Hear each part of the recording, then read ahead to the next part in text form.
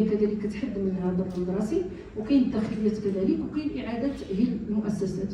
اذا هذه المشاريع ديال التعليم وصلت تقريبا 120 مليون ديال الدرهم، واستفدت منه ما يزيد عن 100,000 تلميذ وتلميذه. العرض ديال الصحي هنا كاين خصص كبير. حنا كنتواجدوا في مناطق نائيه، المشكل ماشي هو ديال البنايات، عندنا بنايات ولكن مع الاسف كاين التقطير هو اللي يعني كيشكل واحد العائق. اذا عندنا جوج ديال المؤشرات، عدد الاطباء وعدد الاسره. بالنسبه لعدد الاطباء نقولوا ان حنا تقريبا يعني متوازنين مع المعدل الوطني، ولكن في لافيكتاسيون العمل غير شيء اخر. اذا كيفاش كنتدخلوا هنا؟ كذلك ما يمكنناش نتدخلوا هنا لان ماشي الاختصاص ديالنا، كنتدخلوا بطريقه اخرى، وهو ان بدينا واحد التجربه نموذجيه اللي غادي نعمموها ان شاء الله. بديناها في اقليم رشيديه وميداليه الصويره. شنو درنا؟ شفنا مع الشركاء مجلس اقليمي اللي من الاختصاص ديالو، عطينا واحد التمويلات اللي وصلت 193 مليون ديال الدرهم، ساهمنا فيها احنا 48 الف مليون ديال الدرهم بور لو ريكروتمون، باش ناخذوا الاطباء والممرضين كيتخلصوا بواحد يعني ان سالير بلو زيلفي كو لو سالير دو ليتا.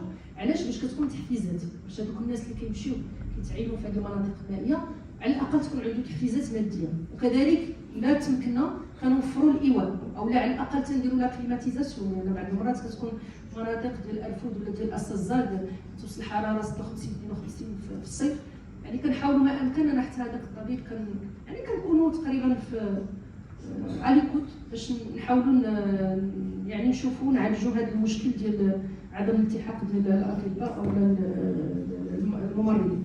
وكاين عمليه اخرى ديال البنايات ديال المستشفيات ودور الولاده واقتناء سياره الاسعاف. اذا هذه المنظومه كلها في ميداليه والرشيديه والصويره درنا هذه المنظومه، يعني درنا واحد التشخيص شنو اللي خصنا ديسبونسير وكذا، خصنا سياره الاسعاف، خصنا هذا 4 الاطباء هنا، خصنا الممرضين هنا. اذا حطينا هذه الخريطه درنا يعني واحد الميزانيه اللي هي مهمه جدا. بالنسبه للسلسله ديال النخيل، هذا البرنامج عمل حتى 2030 فيه ما يزيد عن 7 مليار ديال الدرهم، وفيه بزاف ديال المحاور بدون ندخل في التفاصيل ديالها الا بغيتو المعلومه ممكن تدخلوا فيها. وفي المجال ديال الاركان برنامج العمل ديال 3.7 مليار ديال الدرهم اللي فيه كذلك التأهيل ديال غابه الاركان. هنا كتقوم به المديريه الوكاله الوطنيه للمياه والغابات، تقريبا 400 الف هكتار ديال الغابه. وكاين غاز 50,000 هكتار، 20,000 هكتار اللي بديناها عطينا بها غير فلوس، ولكن دابا كاين برنامج ديال 50,000 هكتار في اراضي الخواص.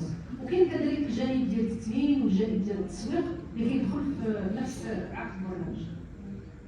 هذا الأركان الفلاحي اللي ذكرت عليه هو يعني سابقه، لان اول مره كيتزرع الأركان من غير فراغ، اول مره. علاش؟ لان شويه ديال هاد كلمه ايكولوجيا اللي كنستعملوا، كنتكلموا الان عن شجره الأركان كشجره ايكولوجيه، بل كنتكلموا كذلك في البرامج الفلاحيه ديالنا على انه نحن في حاجه الى فلاحه ايكولوجيه، يعني لمواجهه هذه الصعوبات المناخيه اللي كيعرفها العالم. في هذا الاطار يعني بغيت نعرف بخصوص الجانب الفلاحي اشنو هما الاجراءات اللي ملزم اتخاذها باش يعني في هذه المواسم القليله القادمه التي لا تبشر بخير، اشنو هما الاجراءات اللي يعني غادي نعتمدوها باش نواجهوا هاد لي ريسك اللي كاينين، عارف كل واحد عارف. ألا ترون بأن الزحف العمراني على الواحات بات يهدد هذا المولود؟ وما السبيل لجعل ثقافة الواحات تعيش جنبا لجنب مع الثقافات المعولمة؟ السؤال الثاني، تشكل شجرة الأركان موروثا طبيعيا يميز منطقة سوس على وجه الخصوص، إلا أن واقع هذه الشجرة في الآونة الأخيرة أصبح مقلقا بسبب توالي سنوات الجفاف والرعي الجائر والقطع العشوائي.